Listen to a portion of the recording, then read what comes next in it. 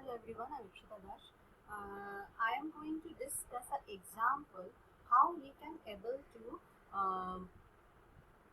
realize a filter numerically. Okay, so example is given. What does this mean? I first explain you what is actually means. It is given that the magnitude of this omega represent a digital function. So the digital value of frequency. So that means the values given here, they are basically of the magnitude of the digital filter, and these frequencies are giving you two values. Now we know that we need two magnitude in pass band and stop band, as well as we need two frequencies, that is pass band frequency and stop band frequency, to design a filter. So it is giving you that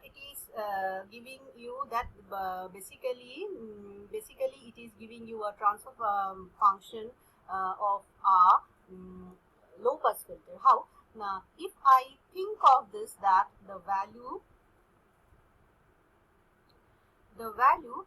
which is given here is basically, in a way, it will be that the magnitudes are greater than 0.8 and less than 1, and it is between frequency 0 and 0.2. But what we should know, if I think of it as a low pass filter, we have to design a low pass filter. So the low pass filter characteristic curve is like this. Okay. Now we know, if we think of a normalized value, this will be the one, and it is always at the DC value, DC frequency. So it will be the 0. So this means this value is corresponding to this frequency.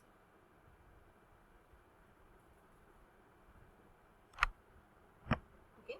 So this value corresponds to this frequency, and obviously this value corresponds to this frequency. Okay. So that means this value of frequency, that means the magnitude is 0.8 at 0.2 pi. It is given to us. So if I think of 0.8, suppose this is my 0.8, this is 0.8. So if I go towards this frequency will be my omega p. And what is the value of omega p? The value of omega p is given as equal to 0.2 pi. Clear? Now, if I want to realize this part, what is given here? The magnitude is less than 0.2 for a certain range of frequency, that is from 0.6 pi towards pi. This value is maximum 0.2, and the value, if the frequency increases, the value will be less than 0.2. So as a low pass filter design indicates that the magnitude will be obviously higher towards the side, the magnitude will be lower towards the side of higher frequency. So if the value of omega is, it may happen that the value of omega is 0.2 here. I am guessing it is 0.2. So where it will be the 0.2, the value must be 0.6 pi. 0.6 pi. So this can be my omega s, and it will be 0.6 pi.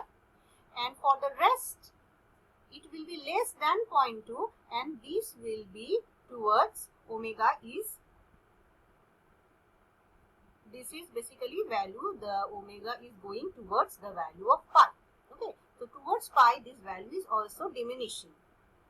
So in this way, which is written in your exam paper, the specifications, or however it is given in the form, if as we have to design a low pass filter, as per a low pass filter design, we are going to transform these relations here, and from that we are going to get the values of omega p and omega s and corresponding values of their magnitudes. Okay, so this is the first part. Next, so as per the nomenclature we have expressed in our derivations, we can conclude that this part is giving me the information about the pass band magnitude. This part is giving me the information about stop band magnitude, and these two are digital frequencies. Now we know we have to go for analog filter design. Now we have to go for analog filter design, for which we need the value of omega. So we know two methods are there, impulse invariance method or bilinear transformation method. So now what we have to do, we have to take the values of omega p, we have to convert it into omega p and omega s using either bilinear transformation or impulse invariance method. Suppose we are taking a bilinear transformation. What is the expression for bilinear transformation? It is 2 tan and then this omega value divided by 2. So now what we have to do, the value of omega p we have to give here. That means it will be 0.2 pi by 2. So it will omega p is coming. If you calculate, you will find it is coming near equal to 0.65. Okay, and similarly omega s will be 2 tan omega by 2. What is the value of omega here? It is 0.6 pi. 0.6 pi. So 0.6 pi divided by 2, and if you calculate, probably you are getting the value of 2.7 here. Okay. So now you get the value of omega p and omega s. Here. Now using the formula that we have discussed, you now able to get the value of the order of the filter. So using the formula, now putting the value of omega p and omega s, and you know the values of eta and a, and from that you can be able to get the value of the order of the filter.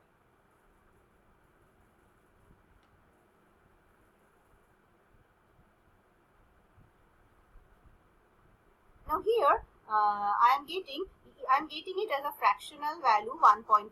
So I am taking the next higher value. If I take 1, it will be a bit lower, so the specification may not be met.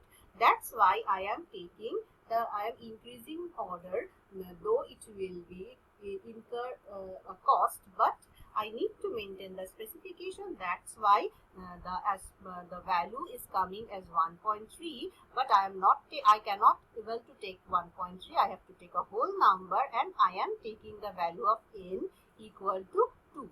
Okay, so the order is becoming 2. So it's a second order filter. We know we can able to express HAS second order. How? Now we have to calculate the value of poles Sk using our given formula, and then we are going to get two values. They are two complex conjugate poles, and before that we have to calculate omega c, because Sk upon omega c we need. So how we are going to calculate omega c? Definitely if I get omega p and the value of eta, it will be easier from the formulas to get omega c. So first we have to calculate omega c, and then can we be able to get the HAS. Okay. So next, after getting HAS, as I am taking the bilinear transformation method, we will able to get the poles, we will able to get the transfer function in analog form. After that, how we are going to give the transfer function in the digital form? As we have written that in bilinear transformation method, S is equal to 1, S is equal to T,